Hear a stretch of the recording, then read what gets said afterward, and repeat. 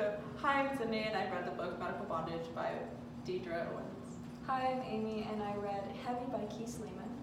Hi, I'm Riley Peters, and I also read Medical Bondage by Deirdre Owens. So just to start off, a brief summary about Heavy is that it's about Keith Lehman. It's written as a memoir, and he talks a lot about his issues with body dysmorphia, or maybe not body dysmorphia, but like he had issues with how he viewed his body because he grew up as a heavy black man or young boy, and also his exposure to like sexual violence and just to emotional abuse and what it was like growing up in the South during the 1970s. I guess that's when he was born.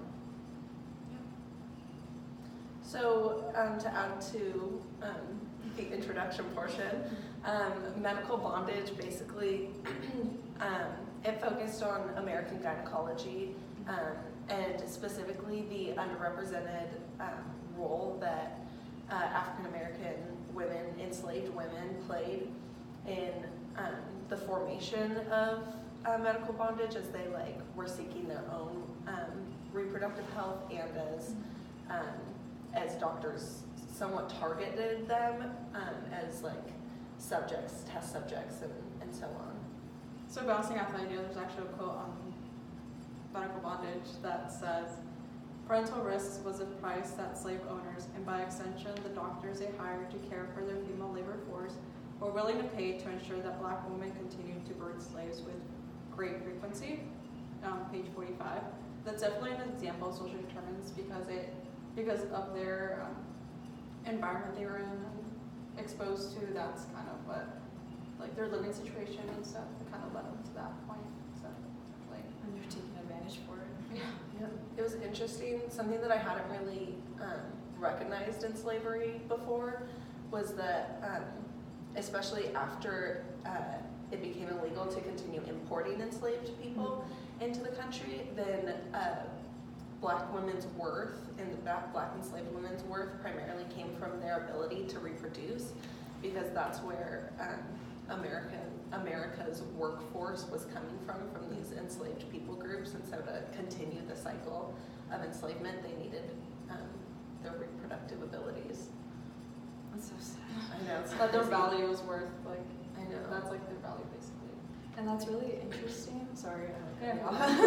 That's really interesting because in Heavy, Keith talks about growing up, or Lehman talks about growing up in a single parent home and how his dad wasn't really present. So it was just his mom, and it's funny to see how they were so valued just because they could have kids, like black enslaved women. And then once enslavement became illegal, and once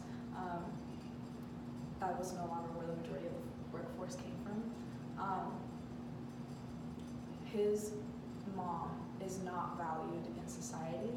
She is running these people's political campaigns, she's advocating for black politicians, she's a very educated black woman in Missouri, and or Mississippi, shoot, I forgot which state, but she's very educated and she's a teacher, and she doesn't get paid what she deserves. So you kind of still see how the worth, how according to each time, the worth of a black woman is going to change. And how I never really thought of that, but that's so true.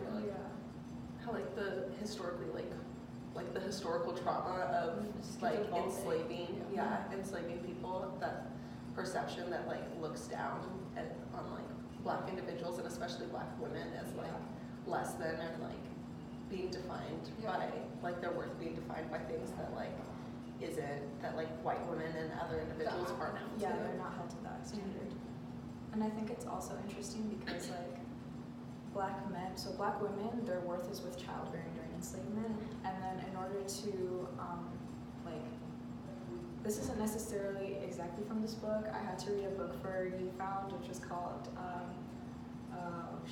it's by Kelly Brown Douglas. I think it's called Stand Your Ground, and she talks about how white people made black men into very violent, very sexually violent individuals, and that's how they protect themselves. White people protects themselves from black people is avoid them because they're going to rape your women, and avoid the women because they're also just as bad, and they're not really worth your time. So it's I don't know.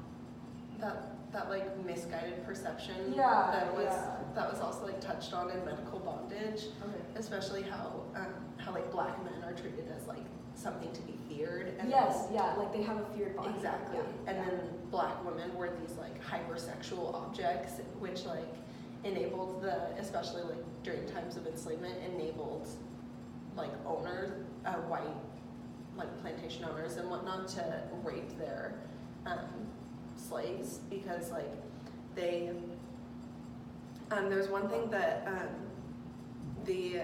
that was quoted in the book by another scholar, feminist scholar, Sadia B. Hartman. She said that the enslaved is legally unable to give consent or offer resistance. She is presumed to be always willing, and that's on page 81 in Medical Bondage. And like that idea that like she's presumed to be always willing, like that was just like a concept that was propagated by like white ownership of women, of black women, and just saying that like, oh, like we can do whatever we want to them, and like they want it, or like, you know. And definitely like such a wonderful time for them. Like they have no idea. They can't say no. They can't just be like, no, I don't want to do this. It's like they have no option. No. They have no rights. Yeah. Like it risked their life if they would say no. So Yeah. And so they risked their lives for another way. They risked their lives for what? Like another way. Like if it wasn't for yeah, by being raped, They their were just lives were also being a really risked. communist being. I got Yeah. you. I got you. Sorry. Oh no, that's so bad. I'm just like, oh. No, okay, Yeah, that's true. I didn't even think about that. yeah, just like an impossible environment. Like they're just stuck in a pickle, basically. Like, Stuck in a pickle. I feel like that's making a situation that's not humorous, but like that's the best concept I can think of. Yeah. Is like if they aren't oh Stuck my between a gosh. rock and a hard place. Yeah, Yeah, they really are. There we go. That's a better word. Yeah.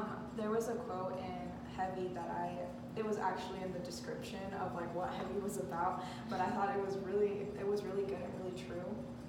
Where it says, living in a country obsessed with progress yet disinterested in the messy work of reckoning with where we've been. And I thought that showed up a lot in Heavy, and that seems to definitely be something that Medical Bondage probably touches on, is that there's like, we pride ourselves on being a progressive country, and like we honestly just cover that up by saying like, oh, we don't see color, like, oh, black people have rights now and it's equal rights, and it's BS. Like there's still like other forms of discrimination, because the U.S. is just like ignoring the past of like how they treated minority groups, and like in this context, black people as slaves. Yeah, that's like such a valid point, and like exactly what Layman is touching on in that quote is exactly what's like what it seems to have inspired Medical Bondage. Like Owens, she really got into how sorry, It's okay. Sorry, recovering from a cold.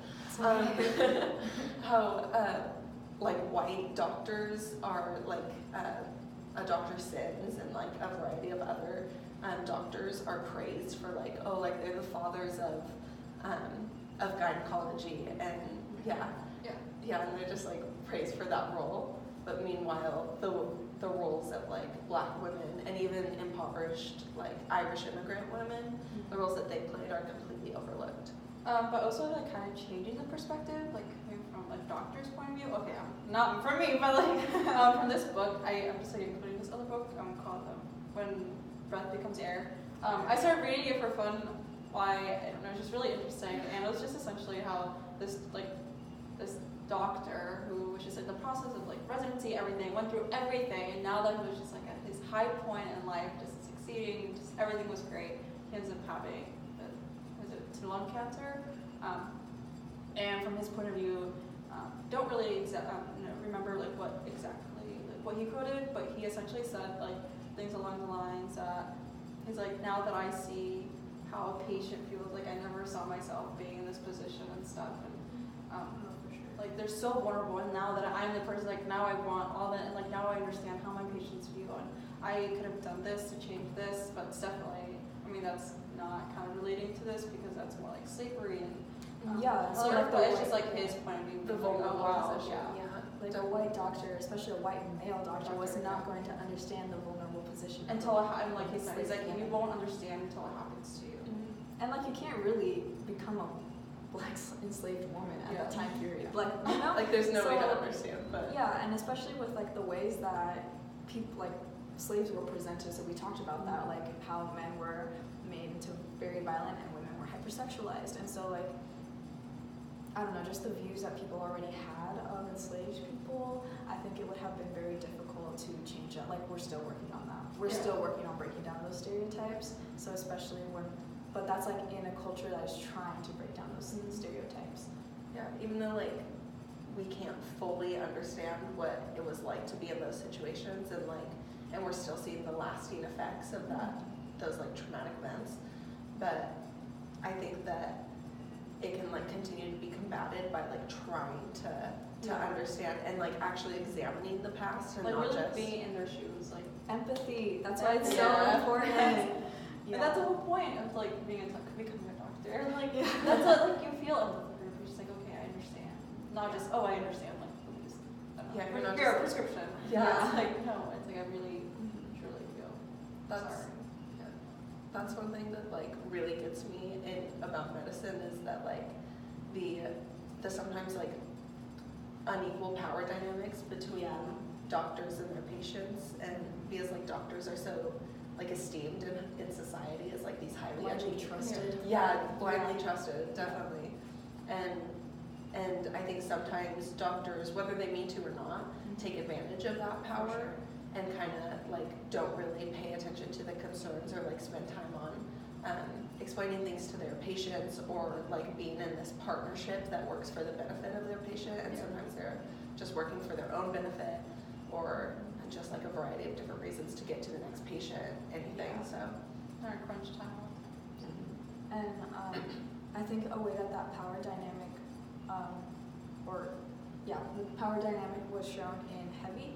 There's an example where Layman is, or a story from his life where Layman is talking about how his grandma hit her head on a counter as she fell, or it was a floor, I don't remember, but she hit her head when she fell, and like she had like a 1-inch cut in her scalp, and like she suffered for a few days because she was wearing like her wig, so no one saw it. And so then like they took her wig off and they were like, Layman and his mom were like, you need to go to the hospital. So, but it's interesting because once she's at the hospital, she's like treated by a doctor who doesn't give her enough like anesthesia or like, so that she doesn't feel the pain. And so when they are doing the procedure on her, like she trusts this doctor. And I think something that's also weird about the situation was that she was like, I trust the white doctor, but the doctor who was treating her was black.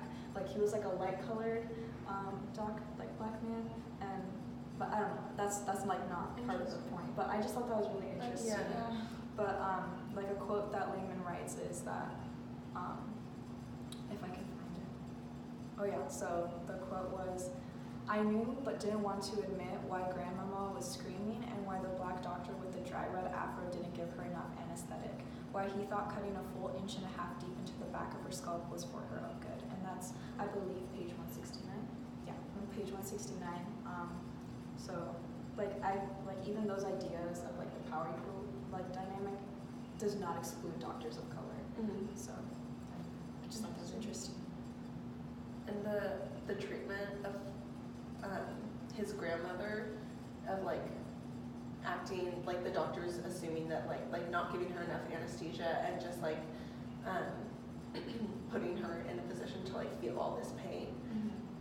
That was something that was also like related in medical bondage to like how there's something in there of how black women were seen as willing and strong servants for white medical men, impervious to physical pain and unafraid of surgeries. So that idea that like, oh, they like can't really feel pain, like they're fine, like that's strange. Even though like our thinking has adapted since then, like that concept is still perpetuated into today, which is so crazy to think about because like they're humans. Like yeah, they're gonna feel pain. Like of course they feel pain, but black women continue to be like having pain imposed on them. And that even happened to Owens herself, like the author of Medical Bondage, when she was going through like a gynecological procedure when she was trying to get pregnant, and I think they had to like dilate her cervix and like go through this procedure for like in vitro treatments to get pregnant anyway. But like even at that time in the 21st century, she just commented like she also wasn't like given any form of like numbing or anesthesia, and it's like a horribly painful procedure. And she said that she like never felt so much pain in her life. But like That's so sad. yeah. So just like those ideas, those concepts that were like founded in America, founded in like enslavement within America years ago, they like continue to be seen in our country today. It's just part of the system at this point. It's just crazy to think that they like, oh, they're numb to like the pain because of this, because of their color. Like, of course, that's not the reason why, or like they're what they've been through. But, And like for me personally, I think that's why I want to go into medicine. Is that I really want to be able to, like, I don't necessarily want to be an MD. I'm thinking PA, but I would still have that autonomy to prescribe medication and make diagnoses for people. And I really want to be able to listen to them and make them feel heard. Like, I'm not black, but my family's like Latino, from like a Latino descent. And so there are different stereotypes that are perpetuated towards Latino women. And especially with my grandma and my sister, who have had like health issues and been treated here in the US, like my sister went 4 years without being diagnosed with a torn ACL. Oh my god.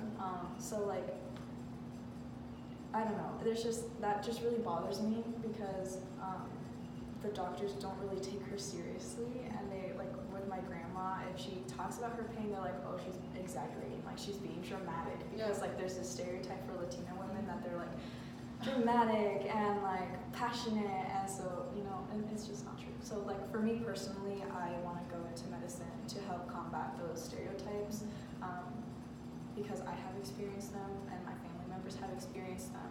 So yeah. I feel like it's, for me, it's more like being there in their most like vulnerable times. Yeah. Like they have, they're like, I have no idea what's gonna happen. Just definitely being there for them and knowing that not everything will be okay, but everything will be okay in a sense as like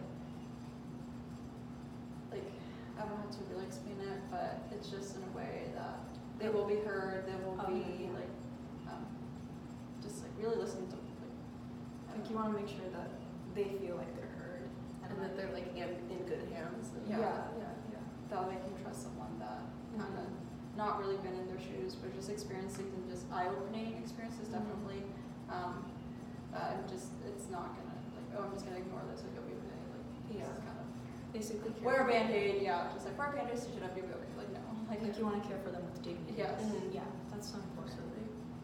Yeah, like one of my major motivations to like get into medicine is to like combat those like power dynamics and like actually be in like equality and in partnership, despite like socioeconomic background or color of skin or education level. Like all of that doesn't matter. Like you're supposed to be working for the benefit of the patient and to like for their health.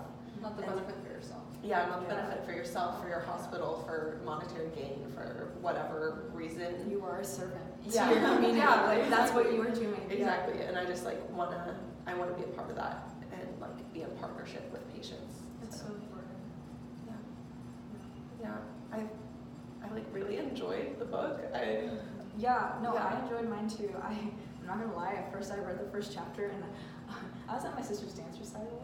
And so like I was like, I've got like 20 minutes before it starts, and I started reading and I was like, I can't read this right now. This is like, it was just much more heavier. Pun not intended. But it was heavier than I was expecting it to be. But I'm actually really glad I read it, because it gave me a lot more perspective into living in a part of the US I've never lived into before, and in like the shoes of a black man in the country. Yeah, definitely knowing like other perspectives, like medical bondage, which is like, well, like it did not just happen to like black enslaved women, but like also like Irish immigrant women. It's like doesn't matter from where, like back then. It's like if you like their value was just not enough to be something.